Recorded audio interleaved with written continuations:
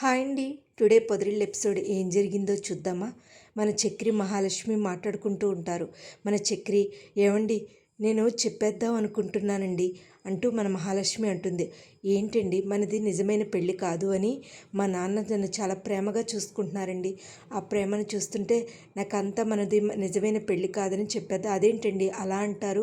మా అన్నయ్య పెళ్ళి అయ్యే వరకు కూడా, మా పెద్దన్నయ్య పెళ్ళి అయ్యే వరకు కూడా అదేంటండి ఉంటాను, అలా ఎందుకు అనుకుంటున్నారు అని ఉంటూ సరే అయితే పడుకుంటానని చెప్పేసి పడుకుంటారు. తెల్లారేసరికి మహాలక్ష్మి వాళ్ళ అమ్మ నాన్న, ఏంటండి ఎంతసేపు, ఎలాగ ఇన్ని రోజులు ఎలా అంటే, ఇప్పుడే ప్లాన్ అమలు చేస్తున్నాను, ఇప్పుడే ప్లాన్ అమలు చేస్తున్నాను, అర్థమవుతుందా అని చెప్తూ ఉంటాడు. ఈ లోపల మన మహాలక్ష్మి వచ్చి, నాన్న కాఫీ నాన్న అని అనేసరికి, ఏంటి నువ్వు ఏదైనా ఫ్రూట్ కట్ చేసుకుంటున్నావు అనుకున్నాను, టీ కూడా పెడతావా? నేను టీ చాలా బాగా పెడతానమ్మా, అక్కడ నన్ను ఏ పని చేయనివ్వరు తెలుసా, పెద్ద అయితే అసలు ఏ పని చేయనివ్వడు అని చెప్తూ ఉంటుంది. నవ్వుతూ ఉంటారు. చాలా బాగా పెట్టావమ్మా టీ అంటారు. ఈ లోపల ప్లాన్ అమలు చేయడానికి ఏం చేస్తారంటే, మన ఆది కాలు నొప్పితో, అబ్బా చాలా కాలు నొప్పిగా ఉంది నాన్న. ఆది ఏమైంది, ఏమైంది అది కాదు నాన్న, సరుకు దించుతుంటే కాలు మీద పడింది, అందుకనే కాలు నొప్పిగా ఉంది అంటాడు ఆది. నేను ఇప్పుడు అదేంట్రా అలా అంటావు, ఇవ్వాలే కదా అసలైన పని ఉంది అని అనేసరికి, ఏంటి నాన్న అంత కంగారు పడుతున్నారు? అదేం లేదమ్మా, నాకు ఇక్కడ ఇన్కమ్ ట్యాక్స్ రైడింగ్ జరుగుతుంది, అందుకనే డబ్బు నగలు కలిపి నేను బ్యాగ్లో పెట్టి ఆదిని పంపుదాం అనుకున్నాను. ఆది పరిస్థితి చూస్తే ఇలా ఉంది, మరి ఎలా? అయ్యో ఎలా అమ్మా, లేకపోతే నేను పట్టుబడతానే అని అంటూ ఉంటాడు మహాలక్ష్మి వాళ్ళ నాన్న. మహాలక్ష్మి ఏం చేయాలో తెలియక, చక్రి వెళ్తాడులే నాన్న అని అనేసరికి, నేనా, అయ్యి బాబాయ్ అని అనుకుంటూ ఉంటాడు.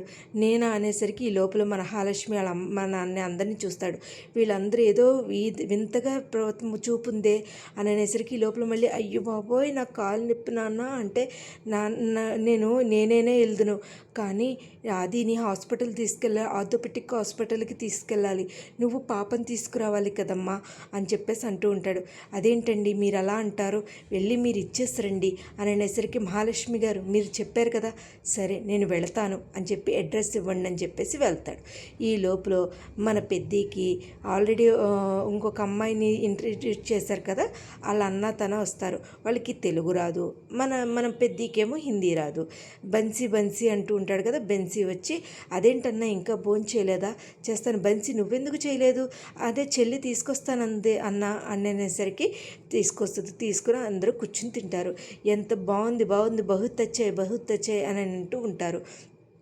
ఈ లోపల మన చక్రి బ్యాగ్ తీసుకెళ్తూ ఉంటాడు. ఇదేంటిది, ఏదో తేడా కొడుతుంది, మహాలక్ష్మిని ఇంకెన్నడూ చూడలేనన్నంతగా చేసేస్తారా అని డౌట్ వస్తుంది.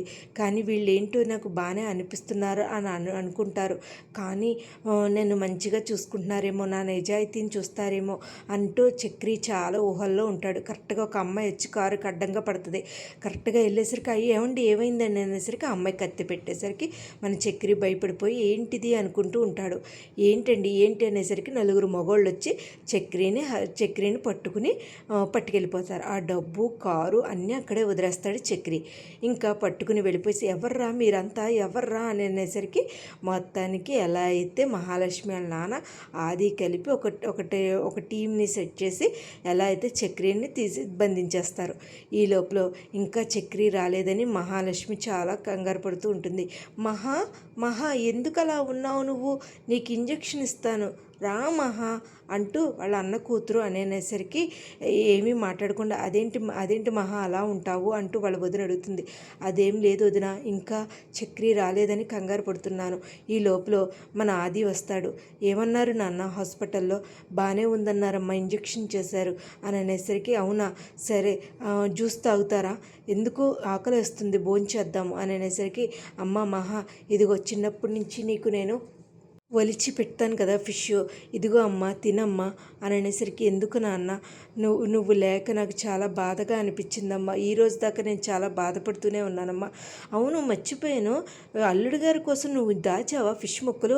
అయ్యో అదేంటండి అలా అంటారు, అల్లుడు గారి కోసమే కదా ఫిష్ ముక్కలు అంతా మ్యాగ్నేట్ చేసి పెట్టించానంటే, ఈ లోపల మహా వాళ్ళ వదిన అంటుంది, చక్రీది నీది నిజమైన పెళ్ళి కాదని చెప్పు మహా అంటే, నాన్న మీకు విషయం చెప్పాలి అంటుంది మన మహాలక్ష్మి. ఈ లోపల ఆదికో ఫోన్ వస్తే ఆది టకటకా లేచిపోయి ఫోన్ మాట్లాడతానికి వెళ్ళిపోతాడు.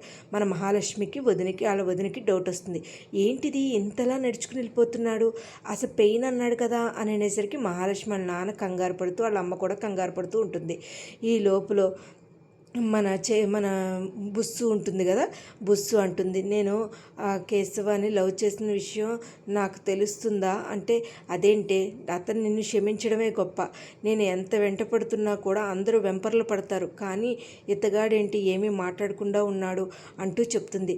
కానీ అది ఏమీ నాకు తెలిసి నువ్వు కేశవాన్ని లవ్ చేస్తున్నావే, లేదే తన డబ్బులు ఎలాగైనా ఇచ్చేయాలి, ఈ చైన్ తాకట్టు పెట్టే, అదేంటే మీ నాన్న ఇచ్చాడు కదా, కాదే ఈ చైన్ తాకట్టు పెట్టైనా సరే అతను డబ్బులు ఇచ్చేయాలి అని చెప్పేసి అంటుంది.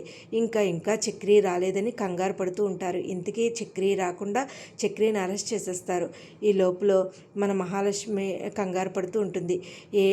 ఈ డబ్బు పట్టుకుని వెళ్ళిపోయి ఉంటాడా, జీపీఎస్ ట్రాక్ చేసాం కదా, ఎక్కడికైనా వెళ్ళిపోయాడంటావా, ఏమైంది అసలు అంటే అందులో బోల్డంత డబ్బు ఉంది, ఏమన్నా తీసుకెళ్ళిపోయి నలుగురు పంచుకుంటున్నారేమో, హోల్డ్ యువర్ టంగ్, అర్థమైందా అది, నువ్వు నోరు ఎక్కువగా మాట్లాడుతున్నావు, ఎంతవరకు మాట్లాడాలో అంతవరకే మాట్లాడు, వాళ్ళ గురించి నీకేం తెలుసు అని మన మహాలక్ష్మి వార్నింగ్ ఇస్తుంది. కానీ ఎక్కడికి వెళ్ళాడో తెలియదు, ఇంకా రాలేదు అంటూ కంగారు పడుతూ ఉంటారు. ఈ డబ్బులు అంటూ కంగారు పెడుతూ ఉంటారు. మరి అసలు ఏం జరుగుద్ది, రేపటి ఎపిసోడ్లో వాళ్ళ నుంచి తప్పించుకుంటాడా, అసలు మహాలక్ష్మికి వీళ్ళ కుట్ర తెలుస్తుందా లేకపోతే ఇలాగే ఉంటుందా అనేది మనం రేపటి ఎపిసోడ్లో చూడాలండి. నా వీడియోస్ కనుక మీకు నచ్చినట్టయితే లైక్ చేసి షేర్ చేసి సబ్స్క్రైబ్ చేయండి.